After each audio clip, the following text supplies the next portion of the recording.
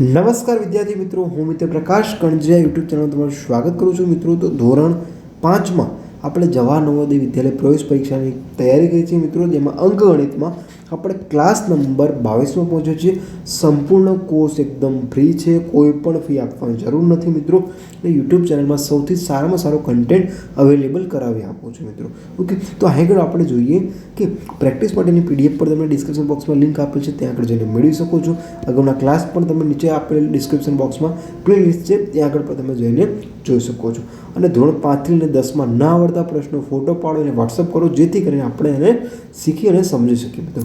તો class number 22માં જોવાનું છે. જો ક્લાસ નંબર 21 ના જોયો હોય તો પ્લીઝ રિક્વેસ્ટ છે, ક્લાસ નંબર 22 ના જોતા. કેમ? એ કશું જ ખબર પડશે નહીં. તો મિત્રો, આગળ ક્લાસ નંબર 22માં શું કરવાનું છે કે 22 નંબરના ક્લાસમાં આપણે કરીશું કે આગળ અપૂર્ણાંકોને ચડતા અને ઉતરતા ક્રમમાં શીખવાનું છે. સાથે સાથે કોઈ પણ વસ્તુ બેટા ચડતી હોય તો આગળ કયો પહેલો આવે સમજો કે પહેલું પગથિયું આવશે, બીજા નંબરનું ત્રીજા નંબરનું. તો જ્યારે ચડો છો ત્યારે નાનાથી લઈને મોટા સુધી જવાનું છે. જ્યારે ઉતરવાનું કે તો ત્રીજા પગથિયા લઈને બીજા પગથિયા આવવાનું છે. તો આ જ કોન્સેપ્ટ છે. આના ઉપર જ આપણે શેમાં શીખવાનું છે? અપૂર્ણાંકમાં શીખવાનું છે. શેમાં શીખવાનું છે? અપૂર્ણાંકમાં. તો સૌથી પહેલાં તમારું ફૂલ ફોકસ આગળ ક્લાસ ઉપર રાખજો મિત્રો, જેથી કરીને તમે તમારું ધ્યાન રાખી શકો કે આપણે કેટલું લેવલ છે અને આપણું પાણી કેટલામાં છે મિત્રો. ઓકે, જો ના આવડતા પ્રશ્નો બેટા નીચે મારો વોટ્સઅપ નંબર છે, ત્યાં આગળ મને એઝ એ મેસેજ કરી દેજો. સાહેબ, આ દાખલો નથી આવડતો, ફોટો પાડીને મોકલો કે સાહેબ મેં ગણ્યું તો પણ હજુ પણ મને પ્રશ્નનો જવાબ મળતો નથી. મારા 100% એફર્ટ આપીશ બેટા, જેટલા થશે એટલા એફર્ટ આપીશ, શીખવાડવાનો પ્રયાસ કરીશ મિત્રો. તો હવે ફૂલ ફોકસ આપણે આગળ આપીએ મિત્રો. ચલો હવે આગળ સમજો આપણે શું શીખ્યા હતા બેટા? ચડતો અને ઉતરતો ક્રમ શીખ્યા હતા. ઓકે, તો ચલો હું કહું છું બેટા 2/8, 3 અને 8, 5 અને 8, 6 અને 8. તો બેટા આગળ સમજો કે છેદ શું છે બેટા? કોમન છે. શું છે? સમાન છે. તો આમાં સૌથી મોટો અંક કયો હશે બેટા? 6. સિમ્પલ છે ને? શું છે? 6. સૌથી નાનો અંક 2. તો બેટા આપણે આમ લખી શકાય ચડતા ક્રમમાં 2, 3, 5 અને 6. સોરી, આ રીતે લખી શકાય. તો સમજો બેટા. હવે આને ઉતરતો ક્રમ કે તો શું કરવાનું બેટા? ઉલટાઈ નાખવાનું. 6, 5, 3, 2. શું છે? 6, 5, 3, 2. 6, 5, 3, 2. 6, 5, 3, 2. 6, 5, 3, 2. ઉલટાઈ નાખવાનું છે, કશું જ નથી કરવાનું. ઓકે, હવે થોડુંક આમાં સાહેબ ચલો છેદ સમાન ના આપ્યો હોય તો કશું નહીં, સાહેબ બેઠા જ શીખવાડશે બેટા, શીખવાનું છે. ઓકે, હું ટેન્શન લેવાનું નથી. જ્યારે છેદ સમાન ના આપ્યો હોય ત્યારે શું લઈ લેવાનું? લસા લઈને ઠોકો. જે પણ રકમ આવે એને આપણે સોલ્વ કરતા જઈશું. ચલો આપણે જોઈએ કેવી રીતે. તો આગળ મિત્રો આપણે જોઈએ શું જોવાનું છે કે આવી તમને રકમ આપી હશે. શું કીધું છે બેટા? આનો મોટો અપૂર્ણાંક છે. સૌથી મોટો અપૂર્ણાંક શું છે, એટલે કે સૌથી મોટો ભાગ શું છે? તો સિમ્પલ બેટા આને કેવી રીતે સોલ્વ થાય જુઓ. તમે લોજિક વાપરો તમારું.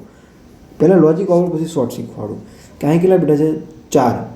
તો બેટા 4 ખાના દોરી દઉં, ખાલી સમજવા માટે છે, તમારે પરીક્ષામાં આવું કરવાનું નથી. 4 ખાનામાંથી કેટલા ખાના બેટા? 1 ખાનું. ઓકે, ચલો આગળ શું છે બેટા? 2 ખાનામાંથી 1 ખાનું. પછી આગળ શું છે બેટા જવાબ? કે 3 ખાનામાંથી 2 ખાના. અને અહીંયા શું છે બેટા? 4 ખાનામાંથી 3 ખાના.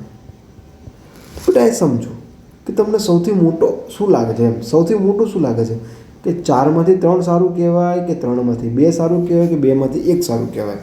તો આગળ આપણને કન્ફ્યુઝ થાય છે કે આને સાહેબ સોલ્વ કેવી રીતે કરવાનું. તો કશું જ નથી કરવાનું બેટા. આ જ વસ્તુને તમારે થોડીક થિયરીમાં જોવાની છે. શેમાં જોવાની છે? થિયરીમાં. કેવી રીતે જોશો સાહેબ? એ કહો કે આગળ બેટા જો 1/4 છે, હા. 1/2 છે, હા. 2/3 છે, હા. 3/4 છે, હા. કશો વાંધો નહીં બેટા. પહેલાં તમારે સૌથી પહેલી બાબત શું જોવી પડશે બેટા?